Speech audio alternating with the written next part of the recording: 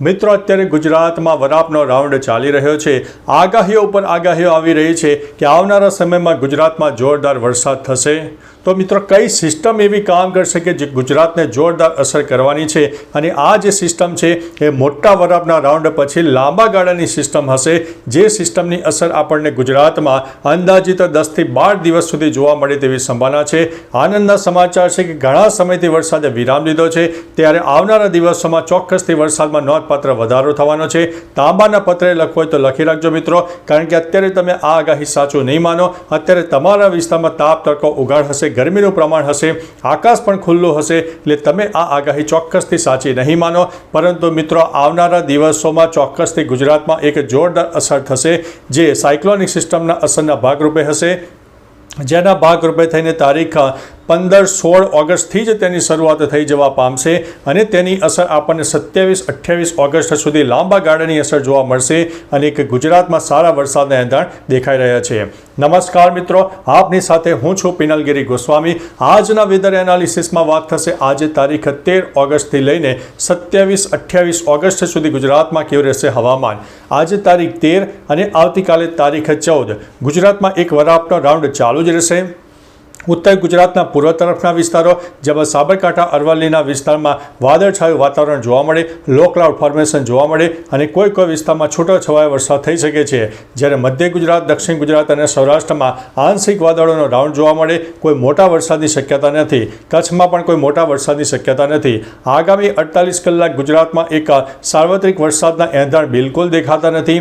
છૂટાછવાયા લો cloud formation સર્જાઈ local ડેવલપમેન્ટના કારણે 5 મિનિટ 10 મિનિટના વરસાદી ઝાપટા થઈ શકે છે। હવે મિત્રો આપણે આગાહી આપી હતી કે તારીખ 16-17 તારીખ બાદ એક બંગાળની ખાડીની મોટી સિસ્ટમ વરસાદની સક્રિય થઈ રહી છે, જે આપણને ગુજરાત સુધી તેની અસર જોવા મળશે। હવે મિત્રો આ સિસ્ટમ એટલી ઝડપથી આગળ વધી રહી છે કે 16-17 તારીખ કરતાં 15 તારીખ તેની વ્યાપક અસર જોવા મળશે અને ગુજરાતના અનેક વિસ્તારમાં લો ક્લાઉડ ફોર્મેશન પણ બનવાનું શરૂ થઈ જશે અને તેની અસરના ભાગરૂપે થઈને 15 તારીખથી જ ગુજરાતમાં છૂટોછવાયો વરસાદ શરૂ થાય તેવી સંભાવના દેખાઈ રહી છે અને આ જે વરસાદની તીવ્રતા છે એ ધીમે ધીમે ક્રમશઃ વધશે અને તારીખ 16-17-18 તારીખ તેમાં નોંધપાત્ર વધારો થશે અને ખાસ કરીને સૌરાષ્ટ્રના અનેક ભાગોમાં 1 થી લઈને 4 ઇંચ કરતાં પણ વધારે વરસાદ આ રાઉન્ડમાં જોવા મળે તેવી સંભાવના છે।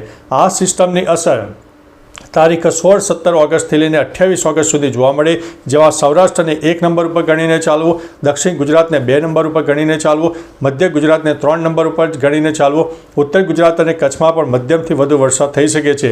મિત્રો ટૂંકોને ટચ આ જે સિસ્ટમ છે સાર્વત્રિક વરસાદ લાવનારી છે અને ગુજરાતમાં 50 થી 80% વિસ્તારમાં વરસાદ આપે તેવી સંભાવના છે। એટલે ખેડૂતો જે વરસાદની રાહ જોઈ રહ્યા છે તેમના માટે એક અગત્યના અને સારા સમાચાર છે કે આ જે સિસ્ટમની અસર છે 15 ઓગસ્ટથી જ આપણને જોવા મળનારી છે। અને મિત્રો અત્યારે વરાપનો રાઉન્ડ ચોક્કસથી હશે, એટલે કદાચ આ આગાહી સાચી નહીં માને, પરંતુ મિત્રો આ જે સિસ્ટમ છે ઝડપથી આગળ વધી રહી છે, ભેજનું પ્રમાણ વધી રહ્યું છે, લો ક્લાઉડ ફોર્મેશન વધી રહ્યા છે, તમામ પ્રકારના એવા પરિબળો છે કે જે વરસાદ ચોક્કસથી લાવવાના છે અને એક આપણને એક અગત્યનો અને વરસાદનો રાઉન્ડ જોવા મળશે। મહત્વનું છે કે ગુજરાતમાં અત્યારે સરેરાશ વરસાદનું પ્રમાણ 63%થી ઉપર ચાલ્યું ગયું છે અને આ જે 10 દિવસમાં વરસાદ થશે તેમાં પ્રમાણ આપણને 70 થી લઈને 75% સુધી પણ મળી જાય તેવી સંભાવના દેખાઈ રહી છે। બાકી મિત્રો ગરમીની પણ વાત કરીએ તો મહત્તમ તાપમાનમાં દિવસ દરમિયાન થોડો વધારો રહેશે, જેમાં મહત્તમ તાપમાન 25 થી લઈને 31-32 ડિગ્રી જોવા મળે। કચ્છના પશ્ચિમ તરફના વિસ્તાર એટલે કે દરિયાઈ પટ્ટી વિસ્તારમાં પવનનું પ્રમાણ વધુ રહેશે, જેમાં 20 થી લઈને 40 કિલોમીટર પ્રતિ કલાકની ઝડપે પવન ફૂંકાઈ શકે છે। બાકી મિત્રો તમારા વિસ્તારમાં કેવું વાતાવરણ છે, તાપ તડકો ઉગાડ હોય, ગરમીનું પ્રમાણ હોય, આંશિક વાદળો હોય, સામાન્ય છાંટાછૂટી થઈ હોય તો વિસ્તારો સાથે નીચે કમેન્ટમાં માહિતી આપજો, જેથી અન્ય મિત્રો પણ જાણી શકે। તો ચાલો મિત્રો ફરીથી લેટેસ્ટ ઇન્ફોર્મેશન અને વરસાદની નવી આગાહી લઈને મળતા રહીશું। ત્યાં સુધી અમને રજા આપશો। નમસ્તે।